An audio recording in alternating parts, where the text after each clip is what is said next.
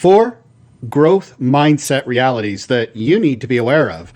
Welcome back to my live stream here, the only live stream on the internet that helps you get the twin win of succeeding in business while winning at life so that you can stop existing and start living. I'm going live here on Facebook as well as YouTube, as well as some of my other social media. Feel free to check it out, as well as my website, businessaccelerator.coach.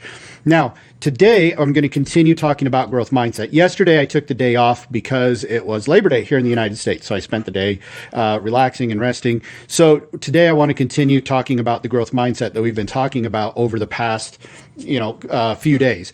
And what I want to talk about, last time I talked about 5 myths, and today I want to talk about 4 realities of a growth mindset that you can look for.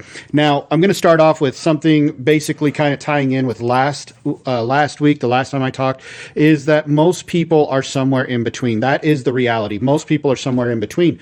And you need to recognize this because of the fact that if you have kids, if you work with employees, if you have people on your team, every single person is going to be somewhere on a different spectrum of growth mindset. They're not all going to be at the same place, even working in the same place or being from the same family. So we have 6 kids, and every single one of those kids is at a different point in developing a growth mindset. Now, that depends on how long they've been with us, right? When they were born, how old they are. It also depends on their maturity level. It depends on how much they've been around my wife and I as we've developed our growth mindset. So there's a lot of factors there. So you have to have a little grace when you're talking about growth mindsets and helping people to achieve those things. Now, number 2, the second reality is that growth mindset is more than just effort. So, some teachers believe and parents believe that you can just tell a kid, hey, you can do this. You just try harder. That you can, I'm looking at my notes here, that you can improve a student's achievement by just saying, try harder. You can do this, do better. Well, that is called a false growth mindset. You can't help them just by doing that. Effort is important, but more crucial is a student's attitude towards learning a new thing. So their attitude towards learning that new thing is what's more important than telling them that they can do it. And it's important to understand their perspective on failure as part of the learning process. Do they feel failure is final? Do they feel failure is failure? Or do they feel that it's a learning experience? They feel they can take something from it and learn. So again, what is their perspective on that? Identify that, and also identify their attitude towards learning new things. I like to learn new things. I don't like to learn new things. Then you work with the attitudes and the perspective versus just giving them platitudes of, you can do this, anybody can do. So when I went through the police academy, there was something when we did PT, we'd have to do planks, we'd have to do push-ups and sit-ups and things like that.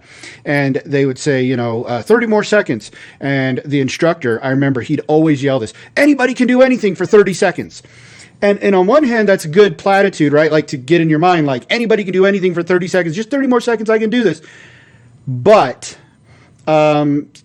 when you're talking about a developing growth mindset and a developing mind, a student, that can actually be detrimental. So you want to make sure that you're understanding those 2 perspectives, their perspective on what they feel about their attitude towards learning and their perspective on failure, what they feel failure is.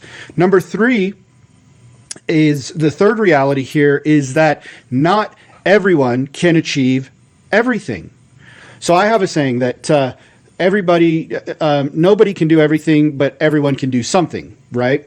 And the idea is that some of us just have better talents, that we're just better at something, or we develop something more. And everybody can develop talents to a certain extent. Now, this goes towards my idea of delegation as well. But each individual does have limitations that a growth mindset intervention might help combat. It might help it, but it won't overcome it entirely. Let's be honest. I can have the best growth mindset in the world, but if I'm 5'2" and 400 pounds, I'm probably not going to become a starting player on the latest NBA championship team, right? Probably just not going to happen. However, I can improve my game and become better recreationally at it. So again, a growth mindset doesn't say that anybody can achieve anything. What it says is, okay, within your realities, let's go to your limits and maybe a little beyond. But we understand there are limits. You have to have limits to go a little beyond them, right?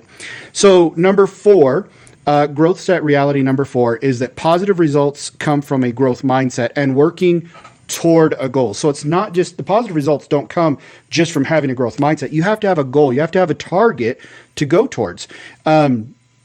Growth mindset students and employees are people who, and again, I'm just looking at my notes here, are people who understand that positive improvement is possible. They believe that achieve their goals, they must, number one, they must view failure as a part of learning. Again, that perspective on failure is very, very important. They also believe, number two, that they have to put in the time. They have to do the work. You know, growth mindset is about doing the work. It's not just about being positive or something along those lines. And number three, that they have to embrace the challenge. So again, my instructor at the academy would say, embrace the suck, right? So embrace the challenge. You have to accept it and say, this is a challenge. This is great. Let's go for it. Let's find our way around it, through it, over it, under it, however we need to get there to get to our target. And they need to develop, so to get positive results, people with a growth mindset need to develop new strategies to overcome the challenge. So I like to say, stay married to the goal, not to the path. Stay married to the goal, not to the path. So it's okay to change your path, to change, you know, I want to build a business and I want to do it this way. I want to do it through YouTube. Well, maybe YouTube's not working out for you. So maybe the path is, I'm going to start a coaching offer. I'm going to do a high ticket offer first instead of trying to sell a low ticket course, or vice versa. Maybe I start selling a low ticket course versus a high ticket offer. So stay married to the goal, not to the path. And so that means you have to be able to be, a growth mindset means being able to develop new strategies, new tactics to approach your goal. So working toward a goal without these views is unlikely to bring about or elicit a positive result, an achievement that you want to attain to. Cultivating a growth mindset won't do much without putting in the necessary time and practice to develop a new skill. So again, we can have a growth mindset of, I can do this, but if we don't put in the work, if we don't do it, if we don't view failure as a part of learning, so every time that we go to achieve our goal, we fail. So now we view it as a part of learning. We bring it back around, take what we've learned, try again. We put in the time, we put in the work, we embrace the challenge, we embrace the suck, and then we develop new strategies along the way. Essentially, we tweak things, right? We say, well, that didn't work because of this. We have to analyze. So that's all part of having a growth mindset. Those are 4 realities to having a growth mindset. I want you guys to join me tomorrow when I talk about 13 tips to develop a growth mindset. So 13 tips on how you can develop a growth mindset as an adult and as a student, since that's kind of where we started out talking about our students, since it is back to school time of year. So join me tomorrow, 9 a.m. Mountain Standard Time, and we will dive into the 13 tips to develop a growth mindset. I'll see you guys then. Bye.